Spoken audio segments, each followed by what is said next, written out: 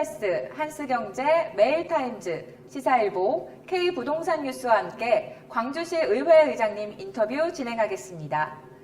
광주 시민을 대변하는 기관으로서 시정에 대한 견제와 감시, 그리고 대안 제시를 통해 시정 발전과 시민사회의 더 나은 미래를 위해 노력하시는 주인묵 의장님의 취임 100일 인터뷰 시작하겠습니다.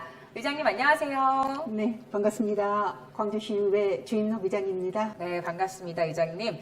의장님, 제9대 전반기 광주시 의회 운영 방향은 어떻게 되나요? 네, 제9대 광주시의회 슬로건이 시민의 곁을 지치는 든든한 의회입니다. 시민을 대변하는 기관으로 시민의 뜻이 담긴 그 정책이 실현될 수 있게 의회 본연의 역할을 충실히 할 것입니다.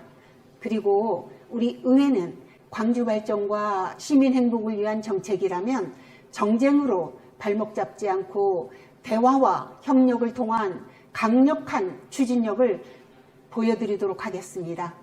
시민을 위해 품위 있고 책임감 있는 선진의회를 구현하도록 온 힘을 다하겠습니다.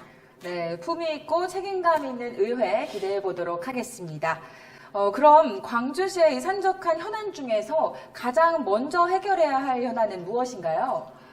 우리 광주의 가장 큰 현안은 아마도 교통 문제가 아닌가 생각됩니다.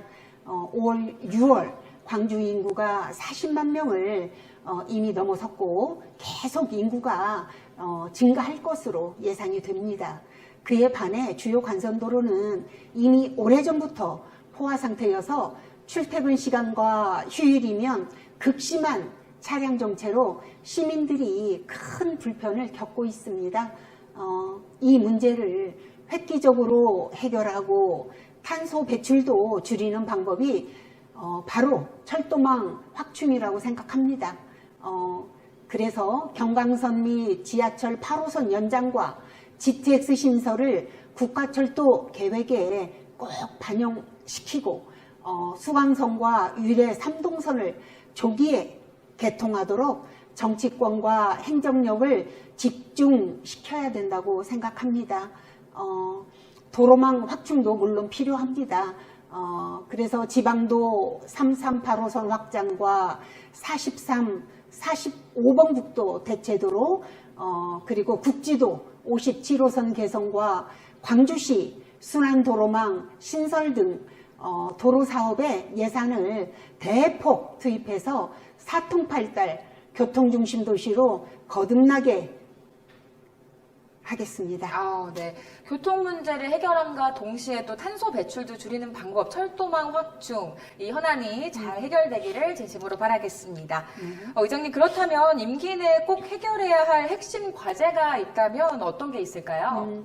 임기 내에 꼭 해결하고 싶은 과제는 뭐 여러 가지가 있겠지만 그 중에서도 경기 광주 톨게이트 교차로 개선 공사가 아닌가 생각됩니다.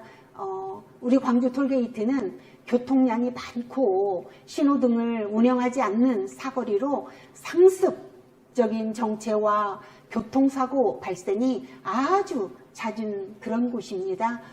이를 위해 현재 430억 원의 예산을 투입해서 톨게이트 일대를 트럼펫형 입체 교차로로 개선하는 사업을 지금 추진하고 있습니다. 지난 5월 국토부 타당성 평가 검증 결과 기대 효과가 매우 높은 것으로 나왔고요. 올해 말까지 실시 설계를 마치고 2023년 토지 보상 절차를 시작으로 2025년 12월에 개통할 계획임을 말씀드리겠습니다. 그리고 공사가 완료가 되면 교통사고 방지 효과는 물론이고 톨게이트 주변 회안대로의 교통 혼잡 해소와 중부 고속도로 접근성 향상에 크게 기여가 될 것으로 생각됩니다. 앞으로 추진 상황을 정기적으로 점검하고 사업이 계획한 대로 꼭 마무리될 수 있도록 꼼꼼하게 챙길 생각입니다. 네, 교통 관련 사업이다 보니까 또 시청해주시는 광주 시민분들도 굉장히 주목할 부분이라고 생각이 되는데요. 의장님 계획하신 대로 꼭 마무리 잘 되기를 바라겠습니다. 네.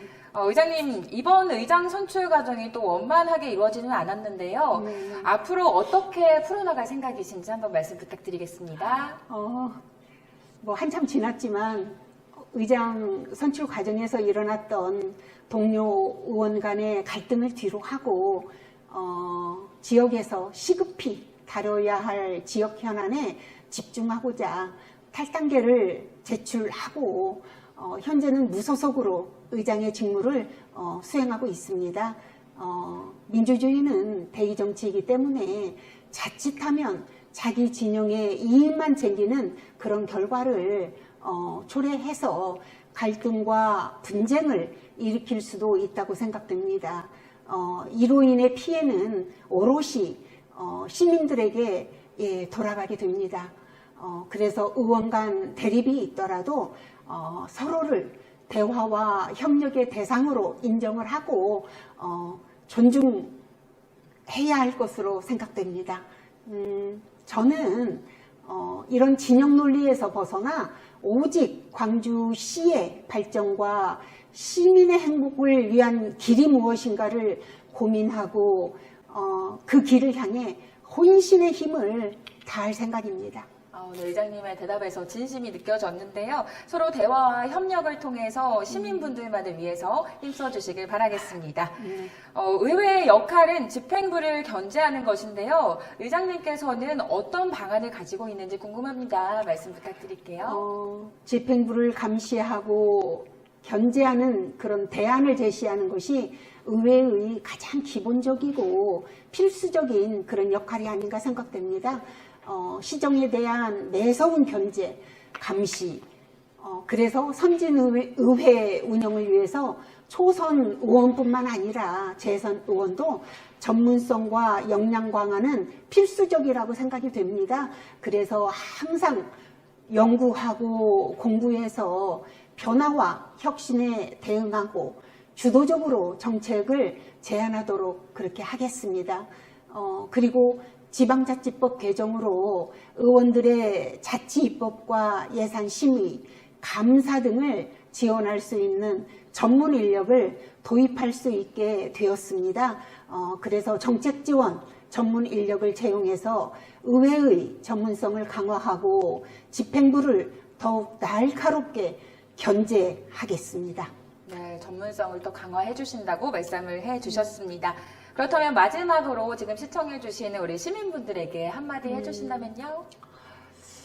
우리 광주시 의회는 항상 시민 곁에서 힘이 되는 정말로 든든한 의회로 시민 행복과 광주 발전에 앞장서겠습니다.